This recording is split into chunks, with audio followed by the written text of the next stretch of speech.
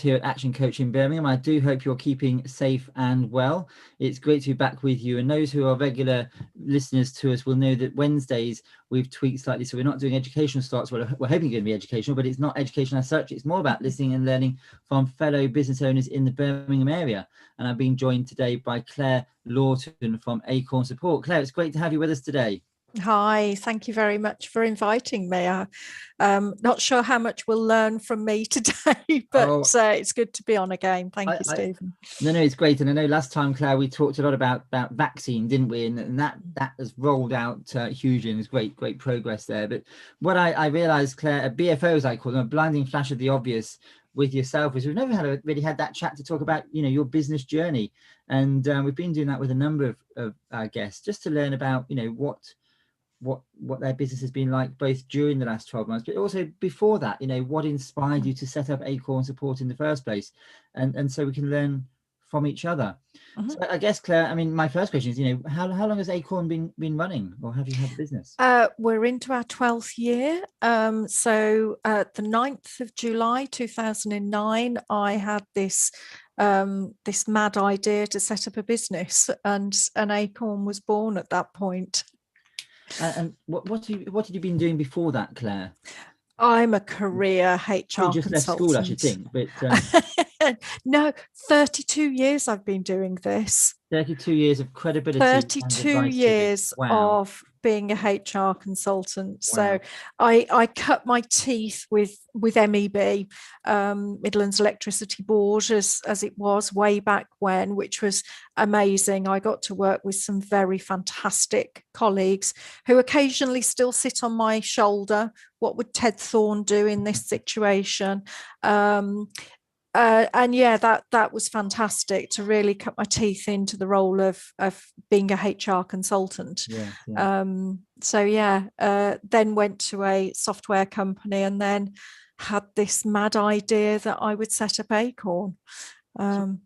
You say it's a mad idea, Claire. Obviously, it's been a very successful idea, because 2009, sort of almost, well, where are we? 12, 13 years, did you say? Yes. Later, you're thriving as well as surviving. But what was it, in 2009? You say it's a mad idea, but what was the trigger? Was it sort of more? Well, I've done quite a bit of work on this lately, Stephen, and you and I have talked before about the wonder of Simon Sinek and Start With Why.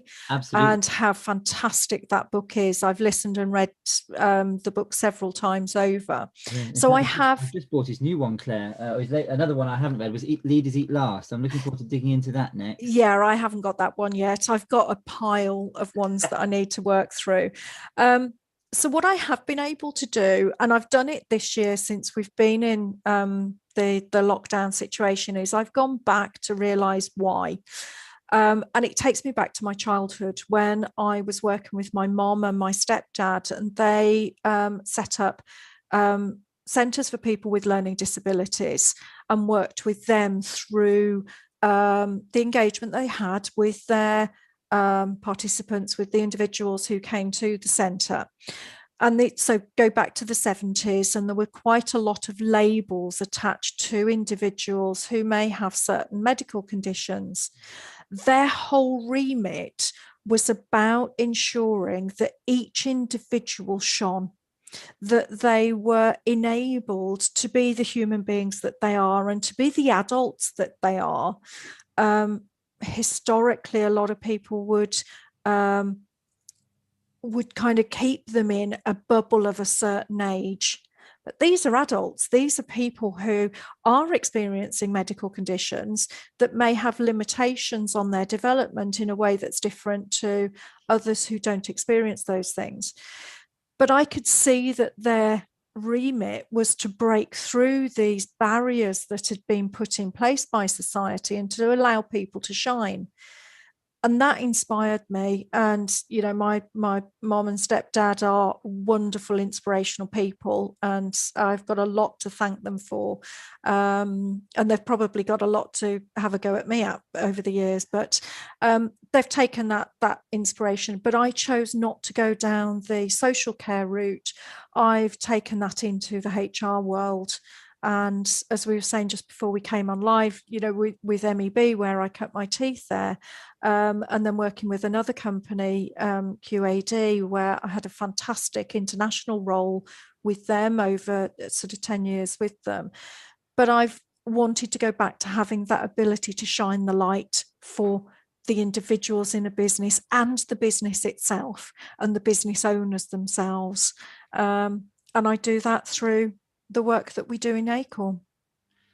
Sounds like a wonderful why, Claire. And it's one of the best I've heard, I have to say. Just real passion for not as you say. I love the idea of not just being there to help the business owner, because there are many HR advocates, advisors who are there to protect, dare I say, the business. But I think in your case, you're getting that balance, aren't you? It's there to shine the light on the business and support the business owners, but also there to support the individual as well.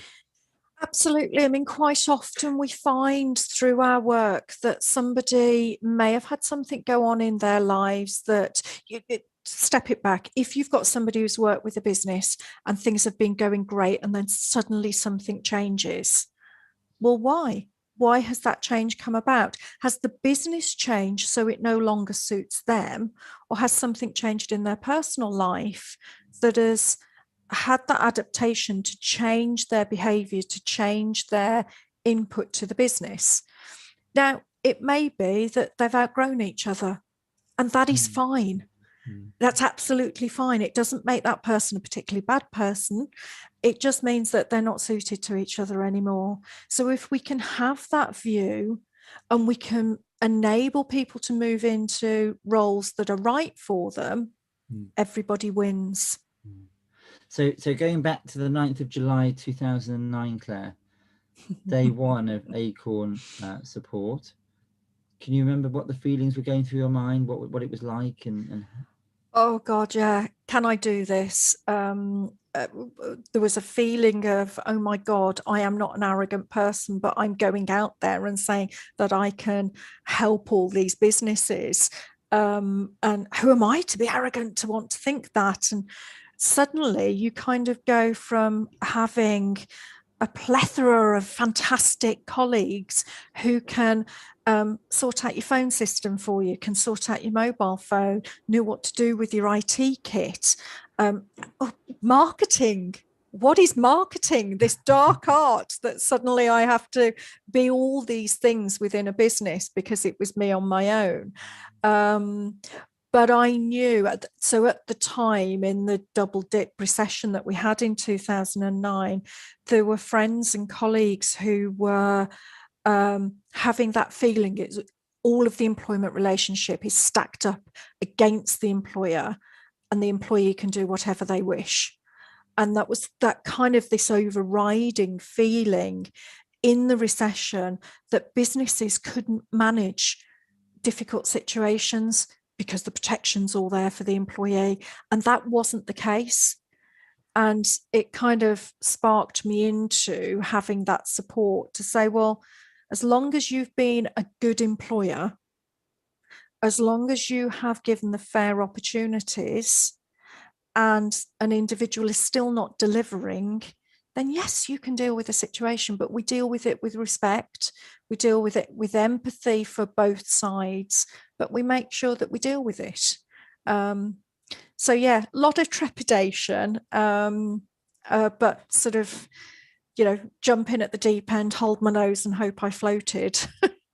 And I guess in your industry, in particular, your specialism, from my own experience of working with HR specialists, you're never just dealing with one person. They're often bouncing off others and getting the sense of, well, what is the likelihood here? What is the best way forwards?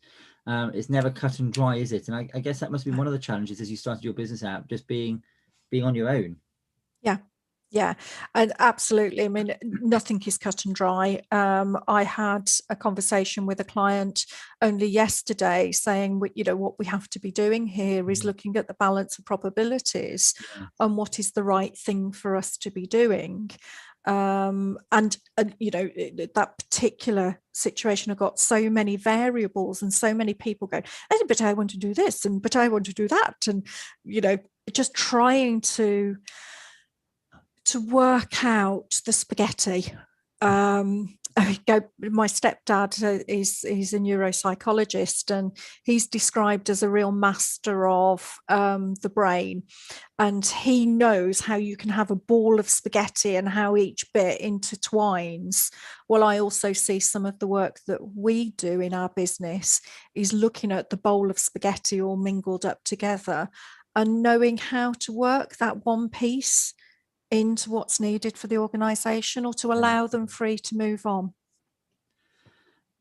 It sometimes that bowl of spaghetti seems so overwhelming, doesn't it? Yeah. That's where, support and advice from organizations, Acorn and others, is so valuable. Thinking about the journey you've been on, Claire, and the vision you had and I just realized now, just after that huge recession in 2008, quite an interesting time to step out on your own, I'm sure. But what was your vision then, and has it changed over the last 12, 13 years? Are you still aiming for the same peak of the same mountain, or you've gone abroad somewhere else to a different mountain range? Well, let's be honest, I didn't really have a vision. I'm going to be honest about that, because what I know often happens is that new startups are there because you've got that technical ability, and we become the experts within our field. And I'm not saying I'm an expert, but I've got that technical ability. And then we pull ourselves out and we become a self-employed technician. And then we have to build up into all those different roles that I described earlier. So had I got a vision? No. Survival. And that's been brutally honest. It was about survival. Do I have a vision now? Yes, I do. And again, I've really focused on this over the last 12 months. And, I share that vision with my team so that we're together in that. But it was survival. I was very fortunate at the time that my partner, who I was with, had a very successful business. And so some of the financial concerns that I had, I got support, I'd got some backup, but I was doing this business for me and for my children, and to have a legacy that would be supporting businesses that felt that they didn't have that support. So I was very determined to ensure that it was successful. The vision now is to continue that. Brilliant. And I'll just come back to that in a moment, Claire. For those, if you're just joining us, this Lunch and Learn, it's Action Coach talking to Claire Lawton from Acorn Support. If you have any questions for either Claire or myself about the journey that Claire's been on and the journey over the last 12 months, please do put them in the comments and questions. And if you're on Facebook or LinkedIn watching us this lunchtime, please do connect with either one of us. Look us up, look our profiles up, or connect by putting some comments in the video that you're watching right now. But Claire, you've been brutally honest there about not having a vision when you started the business. How many years in do you think it was before you started to think about working on the business rather than just survival in terms of delivering HR advice to those who needed it around you? Couple of years. My personal circumstances changed quite significantly. So one of the things that was there is I needed to ensure that I was standing on my own 2 feet with the business. And knowing a couple of years under my belt, I knew that I could do it. And having some of that, it wasn't keeping a toe in the employed arena, but it was just thinking, well, if it fails, and then because of that change of circumstance, it couldn't fail because this is something that I'd committed to. So a couple of years in, started to think about the direction of the business, how I could be checking some of the metrics, because I would just kind of, I wouldn't have that path as to what was going to be happening. I wouldn't be setting myself targets. So it changed quite significantly. Also at that time, I was diagnosed with depression. And so which I now know I'd been experiencing for a number of years prior to that.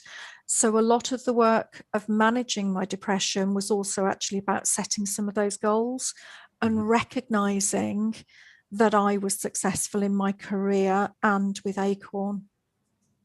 And I think, I've often heard the phrase learning to love ourselves so that other people can love us as well. And it's the same with our business. We've got to be confident in what we're doing for other people to, positivity attracts positivity. As I often say in my workshops, we need to have that positive mental attitude. But it is hard, and it, you know, when you're starting up in business on your own, as you've just talked about, it can be hard. There are tough days, aren't there? Tough days as well as good days. And if you were to go back and talk to that Claire that was there in 2009, 2010, is there any advice you would give to do anything different, Claire, from what you did? Is there anything you'd change? I would work on my self-confidence much, much earlier. Not to be arrogant, and I hope that it never comes over in an arrogant way. But I know with myself and my team, who are amazing, we've got a wealth of experience. And for me, the skill of HR is taking the legal framework, the employment framework with the contracts and handbooks, and it's our experience of integrating those into a live situation with compassion. You know, we said earlier about some of our peers will be, this is the legislation, this is the law, that's what you do. But that doesn't go to the heart of what's going on. And as a business owner, we have such a passion for our team, such a passion for our businesses, that sometimes we can get a little blindsided by what we could or should be doing. And it's our role to shine the light on it's a recent thing that I've picked up. Can you tell, the shining the light? But to shine the light on that situation, the individuals involved. And when you can do that, you can then see the route out. I've been reading a book recently called Infinite Giving. It's a BNI book. And they're talking there about shining the light, but it has a different purpose altogether. It's who's in your light, you know, who is in your circle. But yes, there's all sorts of different meanings to these phrases. In terms of where we are now, I mean, the beginning of 2020, Claire, I just want to bring us up to that point. It feels like, for me, I mean, the best analogy I can give, Claire, is that you're sort of similar age to me. You probably remember Michael Fish back in 1987. And the storms of 1987, where, you know, we went to bed one night, there'd be no storms tonight, and I woke up, and living down here in Kent, Seven Oaks became One Oak. And I often think, I'm not far from Dover, and I often think of those people who went out at sea that night, you know, in the calm waters, and then suddenly found themselves in these torrential storms. And it feels like 2020 was a bit like that. You know, we drifted into 2020, new decade, you know, great expectations, great plans. And then the most almighty storms, you know, we sort of had an inkling. And in fact, I saw a news report from January last year, 2020, and they're reporting about this new virus in China, but of course it will never hit the shores of the UK, where we're going to be fine here, nothing to worry about, you know. And we all know how that story went on. But in terms of the last 12 months, Claire, I mean, you know, when that hit businesses, you know, we went into that first lockdown, which is almost 12 months ago. You know, what went through your mind, and what were some of the initial thoughts for you and your business? We're on live, so I can't tell you some of my initial thoughts, because I'm not sure that you've got the bleeper. I don't have a bleeper, so no, please do not swear. Davina McCall may say, you know. We knew what was coming, but and maybe this is an arrogance that we have either as a nation, or whether it was me, or I'm not quite sure, but there was very much, well, that's just in China, it's not going to come here. But actually, if we'd have opened our eyes, if we'd have taken our blinkers off, and we're not a blinkered country by any stretch, we could have seen. I knew that the resilience that I had within my team, we would organise ourselves to do what we needed to do. And I had got such concerns about my team that would there be anything that I would be asking them to do that would put them at risk, because we were so used to going out to clients. We love our clients. You know, we would have, you know, the networking that you and I do, which is about building relationships. Our whole view had been having that face-to-face personal connection. What were we going to do? How was that going to work? From a profession, we went from 0 to 100 miles an hour in those coming weeks that happened, where things would change, a bit like the weather with Michael Fish. And we'd think one thing, and literally overnight, a decision would be reverted. We've got things that the government was saying, and then HMRC would come out with something else, and then barristers would then be saying, well, you can't do that because of this. So we had to then reinvent it, and we had to go backwards and forwards, and it was relentless. And at the same time, thinking about my team, thinking about our clients, trying to give the best support that we could, based on everything that we were getting and how to understand the way in which the messages were delivered. And I think that we as a nation have learnt to hear the messages in a slightly more open way than we did in those initial stages. Lockdown 1, 23rd of March, don't go to work unless you have to. Shut down.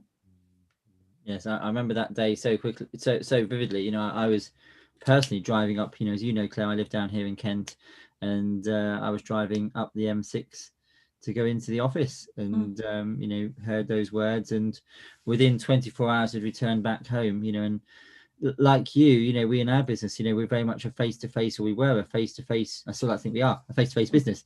Those relationships matter. Coaching is a personal business, as HR is. You're dealing with clients, sometimes very difficult, tricky, and sometimes celebrating success, but it's all about that relationship with individuals. And I'll make you laugh, Claire. Only 6 months before, I've been talking to my colleagues about whether we start looking at dipping our toe into e-learning and delivering courses online. I said, oh no, I don't want to do that. I like seeing people face to face. I like having the classroom setting and inviting people into the building. And blow me, 6 months later, we had to absolutely pivot everything we did, as I'm sure you did, yes, to doing things online, as many organizations have done it. And how did you find that process? If suddenly was it a quick decision, or did you sort of give it some time before deciding how to pivot your business, and how did you pivot? No, it had to be reactionary. We had to just change it immediately because that's what the clients needed and wanted, and we did that almost through necessity rather than a forward thought plan. God, this is sounding terrible. I didn't have a plan when I set up the business. I didn't have a plan here, but it does. To be fair, Claire, I don't think anyone had a plan. If I go back to that March 2020, yes, that lockdown, our primary focus was making sure we look after ourselves and making sure we make some really critical decisions, wasn't it? And everybody was in the same boat. Yeah. And one of the things that has come out of all of this, and, if there's a takeaway, and you will be there supporting your clients so well on it, is that business interruption planning is vital. We were talking the other day about a shop where they provide a fantastic service to the community, and the business owner was run over and died. And it's now, what's going to happen to that business? What's happening to the employees? What's going to happen to their customers that they provide the support to? And all these things. And that's where you need a network of people around you who can help you think about those things and support what's needed to ensure success. Yeah, one of the things I talk to my clients, more so, if I'm being honest, over the last 12 months than ever before, is to plan for change. Expect change to happen. Although we've got this roadmap that's been set out this week, the dates are at the earliest, and it's all subject to or getting all the ducks in a row, to use a phrase that my parents used to use when I was younger. And I've used this on webinars with you in the past, Claire. What we don't want to be is those two grayed out people, if my arrow is working just here. Yeah. And on the other side, we don't want to be those people there. We need to make sure that we don't become complacent, and we expect change in the future and have that resilience in our business. Absolutely.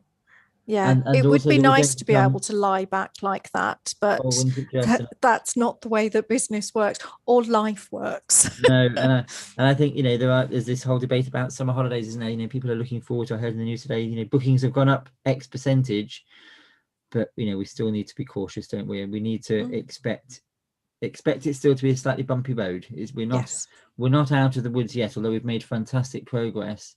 There is, and I don't want to sound like a doomster and gloomster. I think it's fantastic. The vaccine has been an absolutely brilliant step forward, and I think all credit to those who are helping us administer it and roll it out. Brilliant. Everybody's done a fantastic job, and all the volunteers, not just the NHS, but the volunteers who stepped up to say, whilst they're on furlough, and I know colleagues who are doing that. Brilliant work. But we just need to, from a business point of view, just expect some bumps in the road.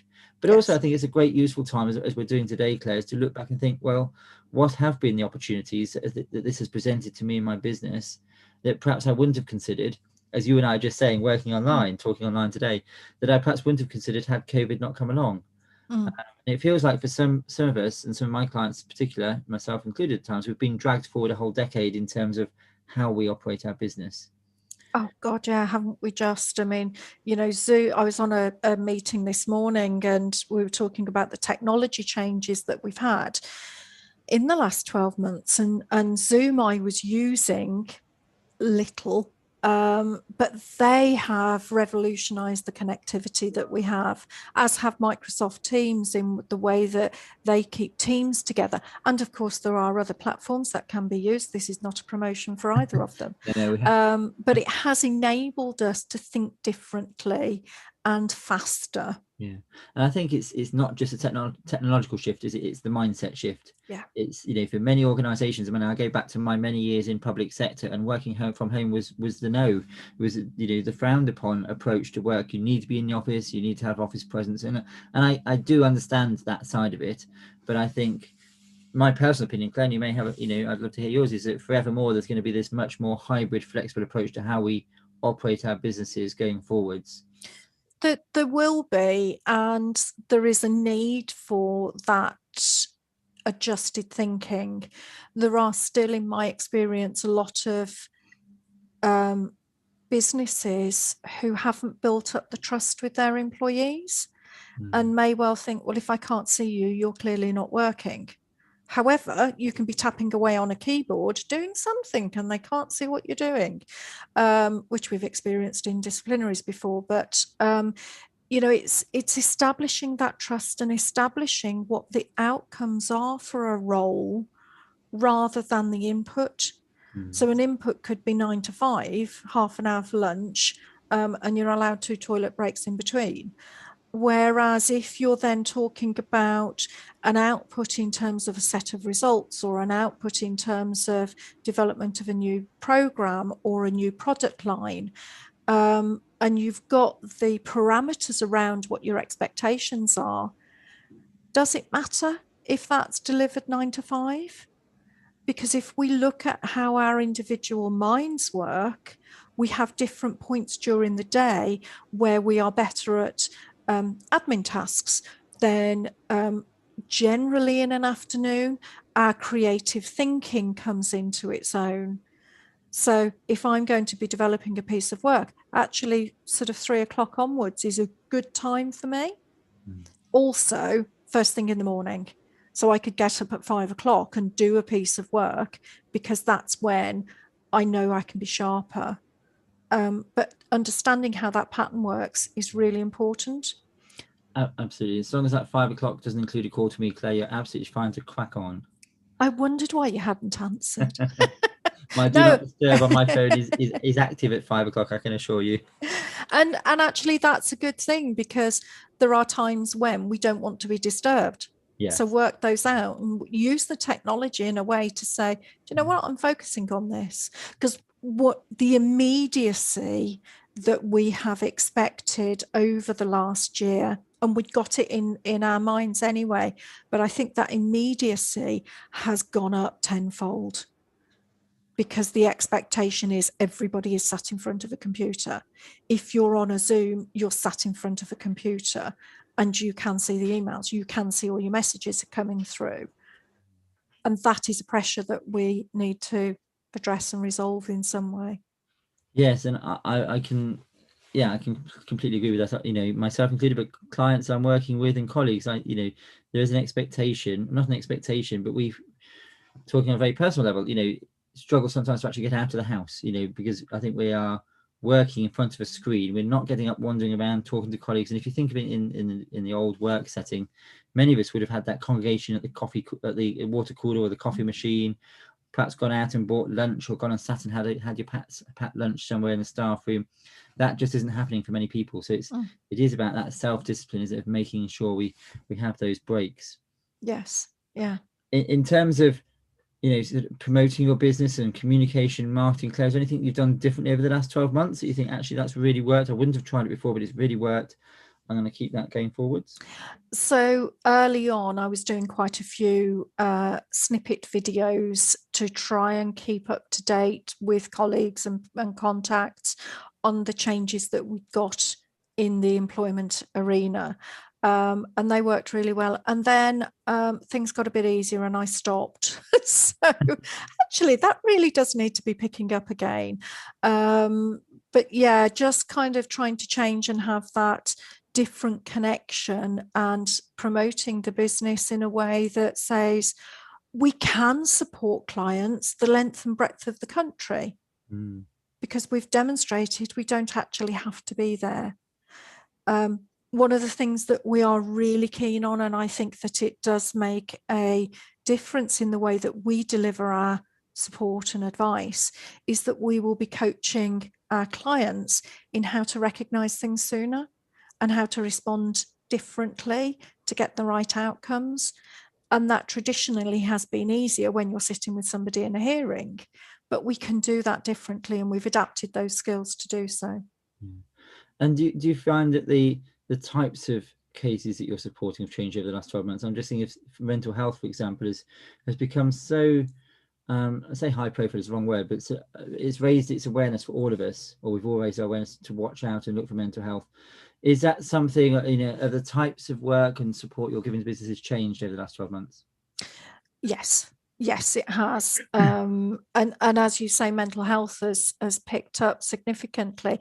It wasn't rightly on the rise with the introduction of mental health first aiders that we're all trained to do. But that is key, because we all have health. And we all have physical health, and we all have mental health, and it's on a continuum. The presence of it has increased because our contact with peers has changed. The contact with friends, you can't go for a walk with a friend. You can't sit in the garden with somebody and sort of put the world to rights in the same way without using technology. And being in a bubble that's almost all consuming, if somebody is experiencing poorer mental health, then seeing outside of that bubble, seeing outside as to what can be different, is very, very difficult to be able to do. So yeah, so it's, it has been a challenging year for many, but there's been lots of positives, hasn't there? There's been lots of things we've done differently, and clearly the way you've run your business and the decisions you've made are ones that perhaps you wouldn't have taken had COVID not come along. I think it has, as we've seen across different industries, it's presented as many challenges as it has opportunities, depending on where your business sits. Claire, if I was to be speaking to you in a year's time in 2022, how do you see the year ahead going for yourself in the business? Is there any key changes you're going to make as we come out of lockdown and go, I don't want to say go back, because we're not going back, we're going forward into a new norm, a new way of working, but is there anything you're looking forward to being able to resume in terms of how your business, and anything, and what are you going to carry on doing? A more presence connection with the team, but still supporting the working from home, because there are clear benefits to it. We're looking to really be connecting with new clients to be able to shine the light with the business and with the employees, because I think that a lot of employers have been able to see sort of almost the true colours for people when some of the peripheral things are stripped back, which is what I feel that we've had over the last year. Employees will always be there. Businesses need other people to be able to survive and to continue success. And the thing that we can be doing is embracing those differences between everybody. And I'd like to be able to do more of that and see that success for people individually and for the businesses, and share a blooming good gin and tonic or a bottle of champagne or something. I got to get it in, hadn't I? Our lunch and learns, when we do connect on them, Claire, always seem to have that theme of gin. I'm sorry. I quality, not quantity, is always the thing for me. But it is about celebrating those successes, because we have had the most unbelievably tough year, but there are successes there and we need to celebrate them. Yes, I was with a colleague this morning and they said we need to have a victory COVID day every year, where we celebrate when the final person gets offered that vaccine. We need to celebrate and also remember the challenges and those who have sadly lost as well. But it's about making, celebrating the success of where we've got to, and then keeping on reaching out, on a personal level and outside of business to support those countries and those others that are perhaps, still behind the curve. Yeah. But Claire, if there's one thing you could sort of share as your top learning, I guess, tips probably along with your top learning from the last 12 months that you would encourage other businesses to consider and think about, what would it be? To reach out to others and share the pain and share the success.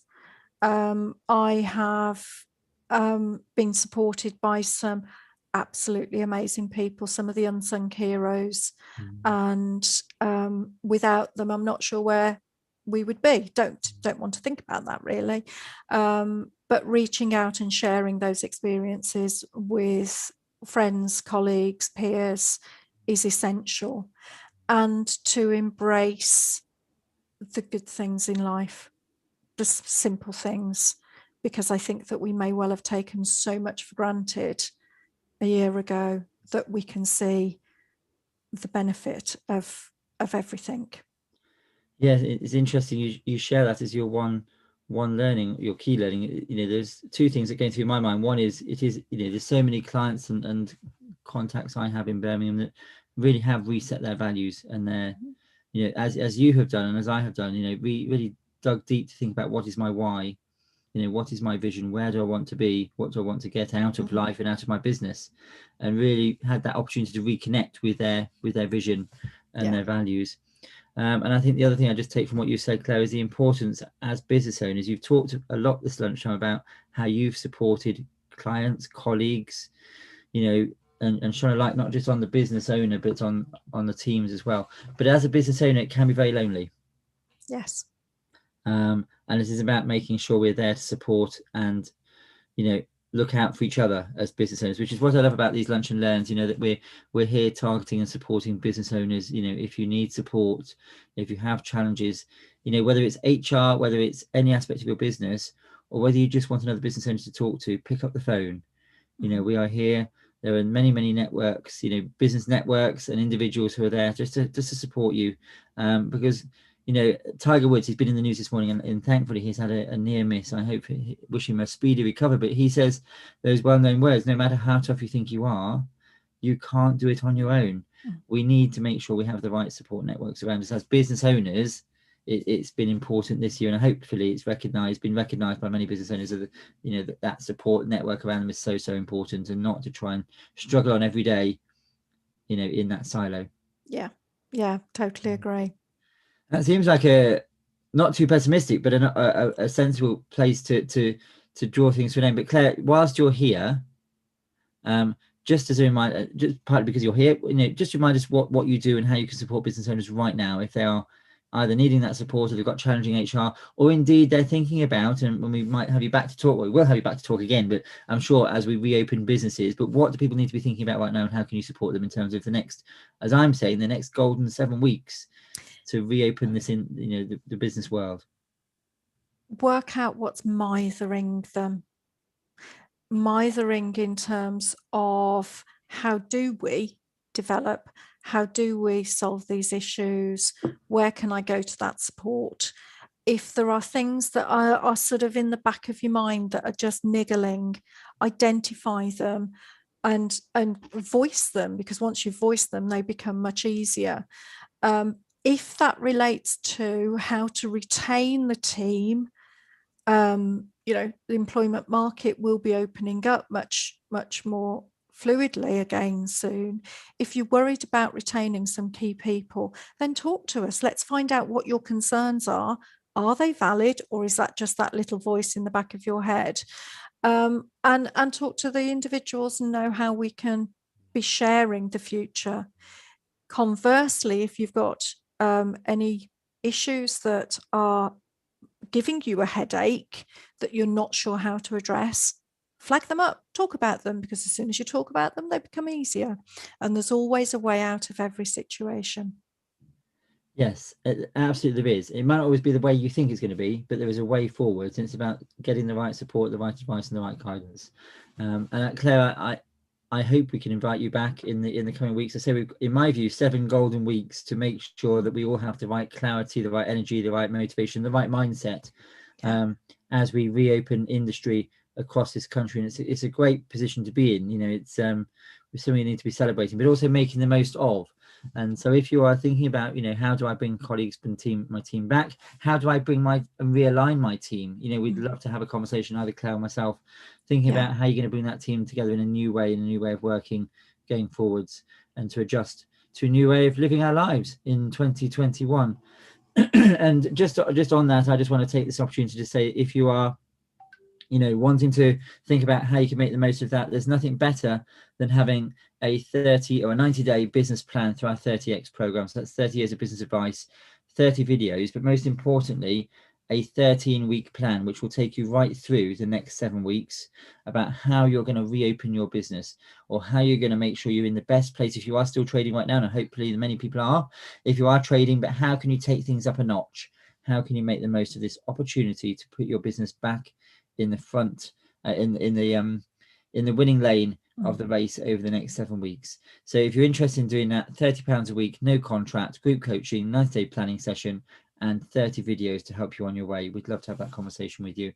And if you are having those niggling conversations in the back of your mind, I can't remember the name of the person sitting on your shoulder, Claire, from the MEB days. Oh, Ted Thorne. There's several, but if you have a Ted Thorne on your shoulder, or anybody else sitting on your shoulder, just sort of asking yourself those questions, and get in contact with Claire, because I can absolutely guarantee Claire will give you impartial clarity and the right way forwards, and give you the right advice. So please do get in contact with Claire. We've been working with her for a long time, and can absolutely vouch for her quality and professionalism. So thank you, Claire, for being with us this lunchtime. It's my pleasure. If you're listening to us on YouTube, or perhaps later on LinkedIn or on Facebook, please do still reach out to us. Please do put any questions. We'd love to have that conversation with you. Claire, we'd love to have another conversation with you perhaps in a couple of weeks' time, as people start to think about reopening their businesses and what they should be considering. We'll make sure we get that in the diary. But for now, thank you so much for giving up your lunchtime. There's about 15 minutes left till 1 o'clock. If you are on a 12 to 1 lunch, time to go and grab a sandwich, run to McDonald's, whatever you're going to do, and grab that lunch, and then make the most of the afternoon. But Claire, thank you so much, and I look forward to that gin and tonic. Absolutely. We're holding each other to that one. Absolutely. Stay well. Take care, everybody. We'll speak to you very soon. Take care now. Bye-bye. Bye-bye.